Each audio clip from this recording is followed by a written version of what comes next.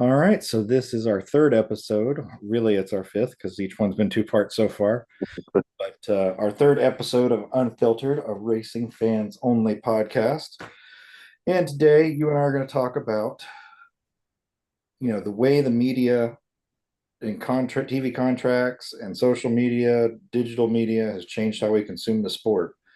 Uh, and we'll just go from there. So obviously, we're entering a new contract year for the TV agreement. They spent the last, year and some change nailing down the TV partners, and so they finally got new TV partners, and that means we're for the first time officially, even though they've had streaming. Previously with the NBCSN app, the Fox Sports app, the push to Peacock, some of it. Now we're actually going to have an official streaming partner because Amazon doesn't have a TV channel.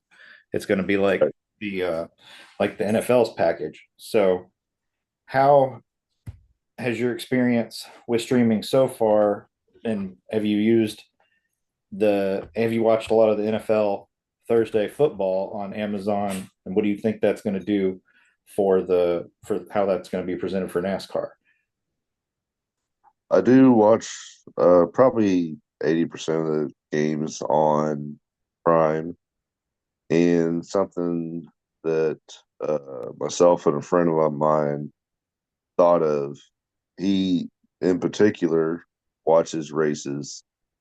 He will start the race an hour behind, and with being an hour behind, he can skip to the commercials. Well, with Prime, you're not going to be able to DVR that. Very good point. I hadn't So thought about that part yet, that you're not going to have a DVR option for that. They have the live, you can play yeah, you catch can up in real start from time. beginning or you can be live. But if you start from beginning, they're not going to let you fast forward to the commercials, to my knowledge. I haven't actually tried that, but I got a feeling they're not. That's going to be one of those things.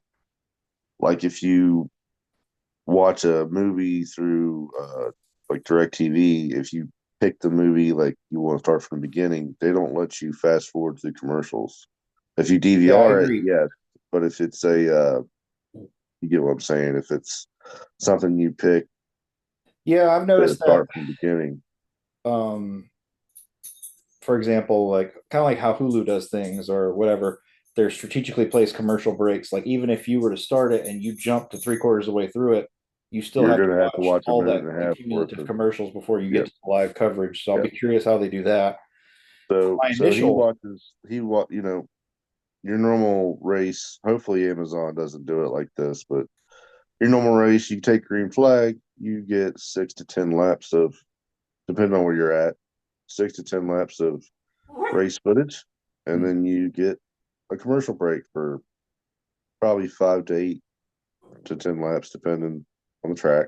yep. And then you do it all over again. It's just a constant deal. So, I've got a lot of friends that they start the race late and fast forward to commercials. So with Prime, I don't think that's going to be a thing that you're going to be able to do. Um, Yeah, I've the watched current a lot of deal. the football games that have been on Prime as over the last 2 years. The well, first, my initial observation is Amazon's color is blue. I feel like everything has a blue hue and saturation to it when you watch their games. No matter what field you're at, it feels like it has blue tones to it. Especially if it was like the last week was it was last Thursday's game was the Lions, right? Yep.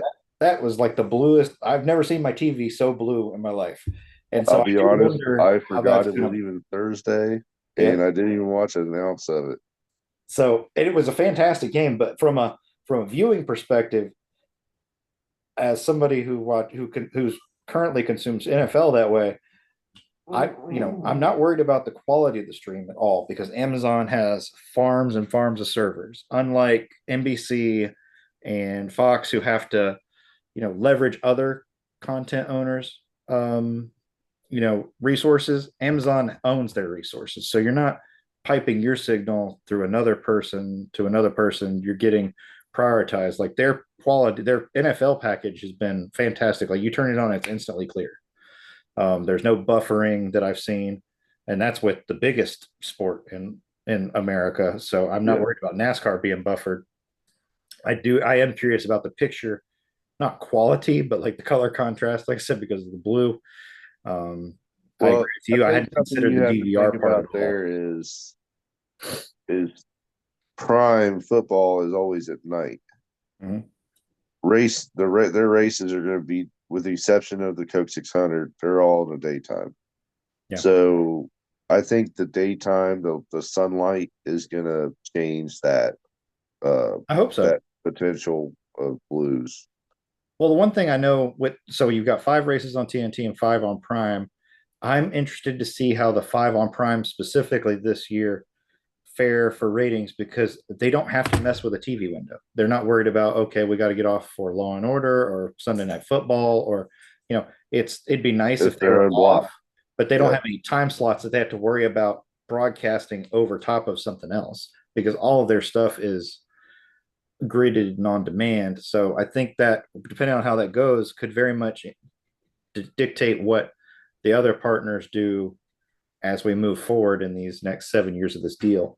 Uh, and not to especially mention, if it's very successful, how that'll play for the next contract. Prime's last three of their five is a setup for the in season tournament that will Yep. be had next year. That starts on TNT. So Yep. the entire TNT schedule is a bracket. So That should they give them got it. good ratings as well. That potentially should for gambling, so on. So with that, so we're talking about the streaming aspect right now with the new thing. Like, I feel like the other content providers, like I'm hoping it's successful for Amazon. One, because Amazon has so many, they're in. Everybody has it for the most part. Like it's basically like breathing. There's very few people in America who don't have Amazon either for the shipping, the movies, the music, whatever. So it should grow the fan base.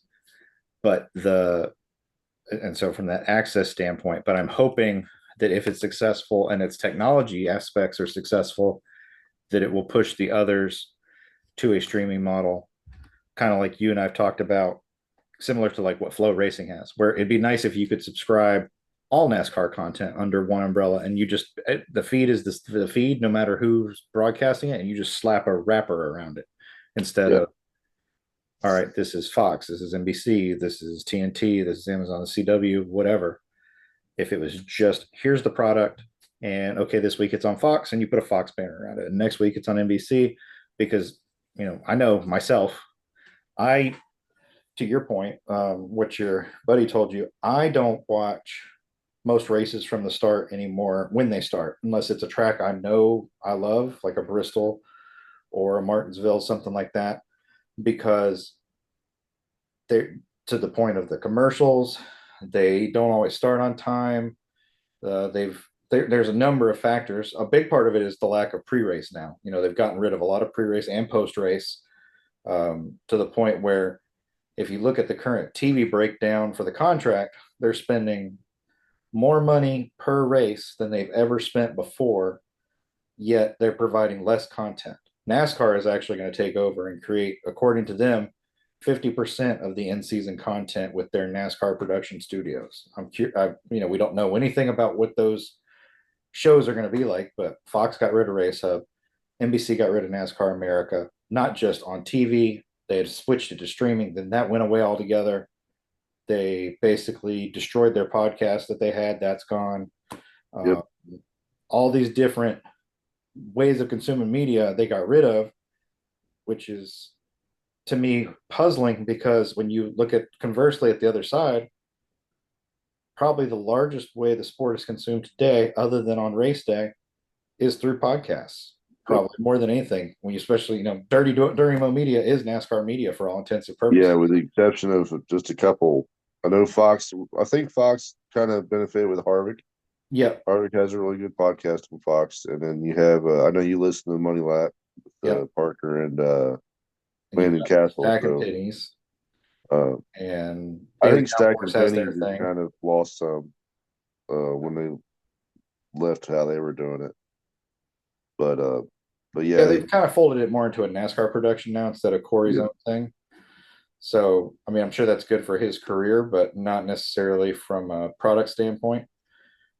It's definitely not what it was when it was the Sunday money, um, things like that. But Yep.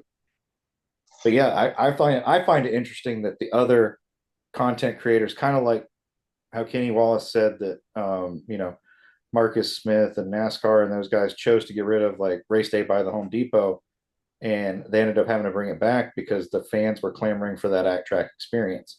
And they at the time thought like, okay, I don't need Jimmy Spencer, I don't need John Roberts and Well, the Kenny fans want to Wallace, be and on TV. I mean, and, everybody wants to be on TV, so and not just that, that, but I mean, that's when you what get that rid of is. all these things, the consumption aspect of going to a race, you and I just went to Bristol in the fall, and there wasn't really much there to walk around and see and do, So, anywhere near what it was when I went in 2015 when Jeff Gordon retired, and definitely not like it was at pre-repave and post-repave, where yeah, the Toyota mid had a tire 2000s, that changing thing. place was rocking.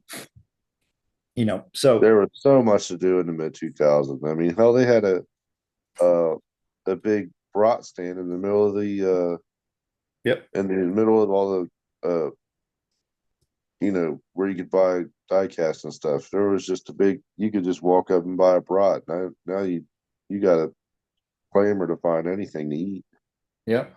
Well, and so again, how you consume the sport. So other than going to the race with you, part of it is my schedule. But I mean, because they have diminished the at track product and tried to turn it into a TV product so much, a must watch, not a must attend, which I think is a mistake. You know, Bristol used to be a ticket you had to be willed, and now you can walk right up and buy a ticket. Now that's a dramatic change. And it's still a fantastic race to go watch, no matter what car, truck, whatever. It's still a great track. One of the most amazing things you can ever go see. But the fact that they have transitioned this sport from a must attend to must tune in, but then when you tune in, you get very little on track product for the first half of the race. So Got and to get that and commercial stuff in. yep, and allegedly, when they sold everybody the idea of stage breaks back in 2018, no, when it was 2017. 17. Yep. So 17 they went into effect because Carl Everts quit in 2016 after he called Bruton Smith an idiot for wanting to do this. So all the drivers said it was a mistake. Don't do it. They've done it anyway. They've all bought into it because they don't want to stand up to NASCAR. The stage breaks were supposed to help corral the TV so that you get more on screen action. I feel like we get less now than we did before. Far less. And the TV partners haven't kept up to their agreement. They said if you give us stage breaks, then we'll put all our commercials in that place. That way you get more on track green flag action. That has not happened. All they did was take more. We literally will be 20 laps to go in a race for their finish, and there'll be battles on track, and they will just cut to commercial. And so, What was that? There was a truck race. It was a Daytona, the the spring Daytona truck race. 10 laps to go. We're going to commercial. Are you kidding me? yep, Going to commercial right now? They're yeah. they're three wide, 10 back, commercial. It So didn't like I think in this case, so I'm very curious from the standpoint of back to the TV contract. So the sponsors or the partners are paying more than they've ever paid per race, per event, per series. But when you look at how we've gotten so many of the things we've got, most of it is from TV. We got Bristol Dirt because Fox wanted a dirt race. We got the the stage racing because the TV partners wanted like controlled breaks in the action so they could sell ads. We've gotten all these different things. They wanted the playoffs. The series didn't want the playoffs. They already had the chase. The TV partners are the ones who came up with the let's move it to more of an NCAA style thing. And the sport then turned around and said, sold it as that. But it was actually the TV partners that came up with this crap. So if we're going to allow the TV partners to run the show, at what point do you see it where, people like you and me just don't watch it all? And like, I know for me, for example, especially in the summertime, uh, I'll go outside and I'll do my yard work. I will listen to the race, but I'm not watching it because MRN, PRN have much less commercials. And usually their commercial breaks, you can still hear the race going in the background. They're just on a production break for a local affiliate, and you can still hear the on track action. that, and they call it better Yep. 9 times out of 10. I know that's how you do yours, but like with me, I usually watch the race twice.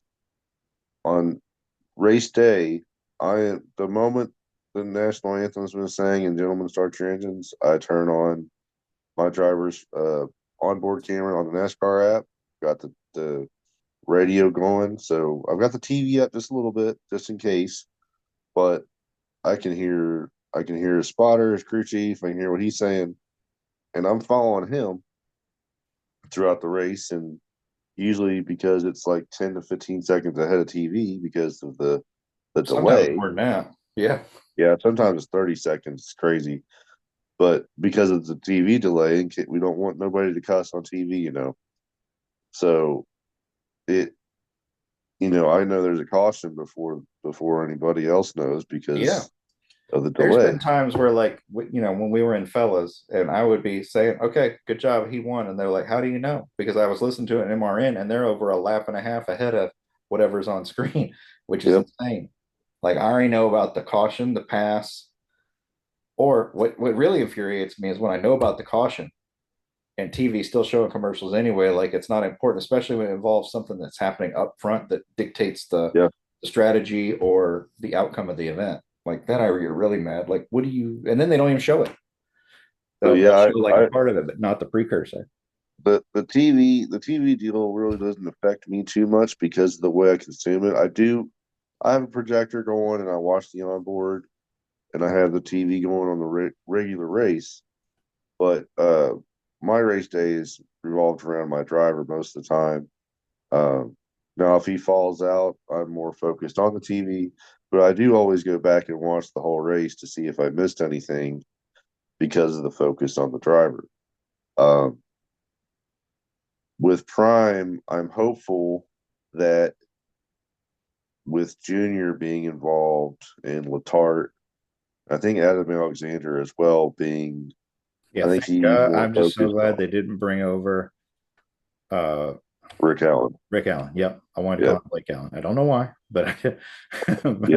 but, I thought that's what it was leading to when they said goodbye to him at NBC uh, last year and stuff like mhm. that. But I really thought that possibly he was going into Prime, but very glad that we don't have to hear the constant same three phrases all race long. To the outside and Yeah, every now moment and is a now. big moment, even when they're not meant. You know, he over amplifies everything so much that everything seems normal. Yeah. And so it diminishes what I think are, oh my gosh, look at those moments. Like when Larson pulls out from like fourth and goes four wide and takes the lead, or vice versa, like in Kentucky um when Oh, Custer did it, those moves become ordinary when you're constantly making every move seem extraordinary. yes.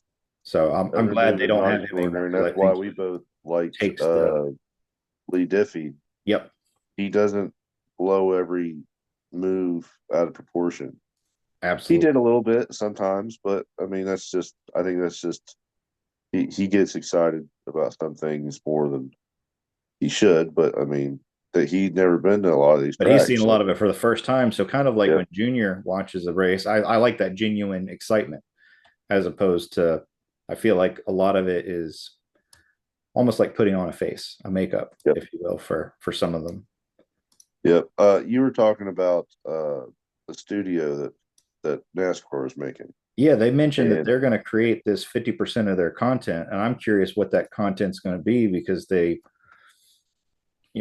what you I mean, granted, they don't control Race Hub or NASCAR America or those kind of things because that's a TV partner discretion thing. But the fans have clearly said we want more because if you look at the download counts for DBC, for Actions Detrimental, for Money Lap, for Stack and Pennies, Dale Jr. Download, The Athletic, and their podcast. Like, you look at all these different ways media is consumed, or the YouTube viewership for Eric Estep and the Daily Downforce, and then you look at the numbers on Twitter.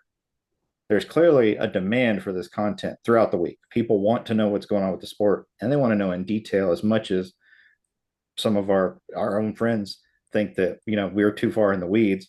I know for me, I consume. Let's see. During the season, we've got actions detrimental, Dale Jr. download, three different parts of it. There's his reaction to the race, whatever his interview is, and then the recap of the week where it's some other off-topic stuff. You've got the Dirty Moto, BBC, DBC. You know, you and I listen to anywhere up to, depending on between the two of us, probably 15 hours of content just in audio easily, easily. before the race weekend. And I feel like I'm better informed now than I ever was watching Race Hub, Speed Channel, Dave Despain with Wind Tunnel, or any of those things, because the podcast arena platform isn't bound to the same commercial constraints. Now, some of them are getting way too filled with ads, and I'd like for that to go away. But at least I Yep. could speed that up and go through it whenever I want. I Yep. don't have to listen to, an hour's worth of commercials to watch a race or to consume their content, thankfully. But I don't know Now, what they're going to give us that these other people are not already giving us, and what are they going to give us that when you look at why 2311, for example, is suing NASCAR over the name and likeness right, stuff like that. So there was a reason that in the new charter agreement there was all this language about the team's IP and the ability to use it for market, because you can't create content about a team if you don't have the rights to use that likeness. yep. So I'm very, it's very open ended as to what they're going to produce for us. With the building of that, though, what I was going to get at is I had heard a rumor, and I don't know if you've heard this too. We have CW is doing every Xfinity race. Mm-hmm. Is that all going to be from that studio? Because God, I'm I hope pretty not. sure FS1, all the truck races are from a studio in Charlotte. I'm not 100% Which sure, but I'm pretty sure most of them are. So if that's the case, that's probably what they're going to be doing with the CW, you're fine. Cut it out. because NASCAR is the one producing those, right? Yeah. Yeah, I think if we look at it, I want to say they want to mention that they'll be using NASCAR's production studios to produce the race. So I think what they learned from COVID was that they could do more with less from a remote broadcasting standpoint, and that's good. But I think you lose the enthusiasm of the broadcast when you're broadcasting your races in Charlotte and they're racing at Texas, because there is a time delay, and it's not the same thing when you're watching it on a monitor for an analyst as it is when they're watching it right in front of them happen and you're reacting to it. Dale Jr. said that himself. Like the races where they've done remotely, he did not enjoy as much because he Yeah, you felt like, can't look out and see that, yep, this guy is obviously making up ground, but he's not on TV. yep, you're only seeing whatever the race feeds are broadcasting to you. So you're no longer able to tell the whole story. Or more importantly, tell the story of the people who aren't on TV. The top 10 are not always the most important, even though they're running top 10. There's tons of things happening and they don't always cover it. And then, Well, that's something I had in my notes for the Prime deal, or any of them really. I mean, yeah, with the NASCAR app, you follow your favorite driver, because I do follow a prominent driver, but like if I back in the day I didn't. I used to follow McMurray when he wasn't, or I don't think he really was ever followed that much. And then Juan Pablo was followed when he first came in, but he wasn't followed much after. So yeah, like if you follow that like I do, because your driver's never on the screen, it changes how you consume the sport. yeah, And I'm definitely. Like hoping back Prime in the day when we had can the direct bring TV everybody deal, in. and yeah, now you have the NASCAR app. Like you showed me where, so I did use that. Actually, I used that while I was in Korea last year.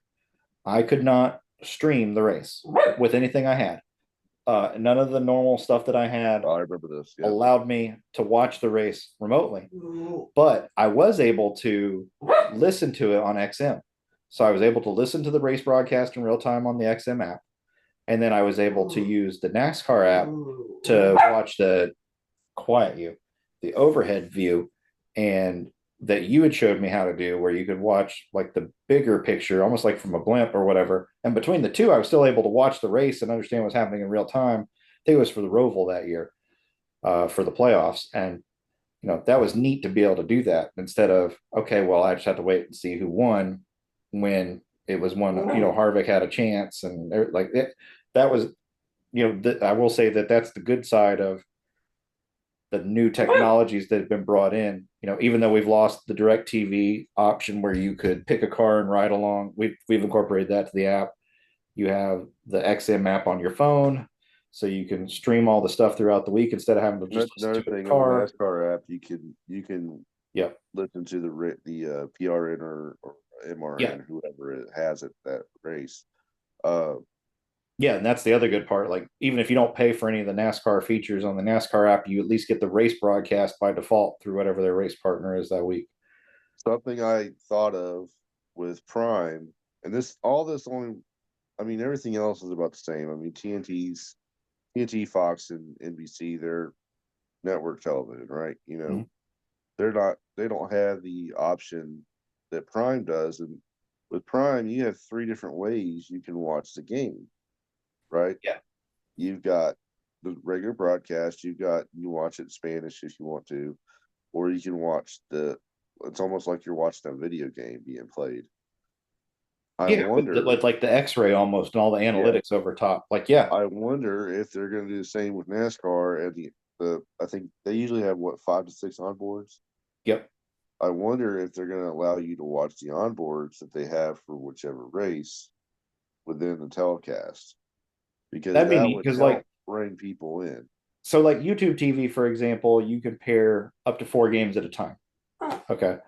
Okay. And Amazon, you have the ability to have like the analytics view, the live game, standard production view, and then the simulcast. But I agree. I think it would be neat if you could have multiple in cars all at the same time and the race broadcast together. They have that option because they have such robust infrastructure to do something with. And then if they don't do that, at least I do think it'll be interesting to see with when they do their analytics with the AWS software, if that's going to take and process the SMT data that the teams have access to, but we Yeah. don't. They'll have all that access to that data in real time. Hold on 1 second. This little asshole will not leave me alone. Sciences. All right, so sorry about that, dumbass dogs. Uh, Yeah. they're very needy. So one of the Yes, things, they are.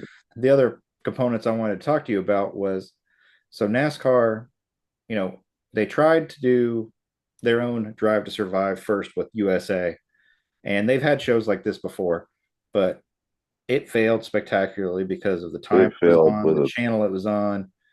And one of the things I noticed that nobody seemed to cover, oddly enough, in the media, they did the first 9 races of the playoffs, and then they didn't bother to finish it. They didn't even bother to release the final race episode. I looked and looked, like they never even released the 10th episode. So you Well, didn't even bother it to might finish have the done content you better signed if up to they do. would have put it on NBC and not Yeah. USA at 10 o'clock at night. Yep. And if somebody didn't watch racing, and if they did watch it, they probably was like you just said, like, okay, what happened? Mm-hmm. Like You you know, invested them and then you don't even finish the story.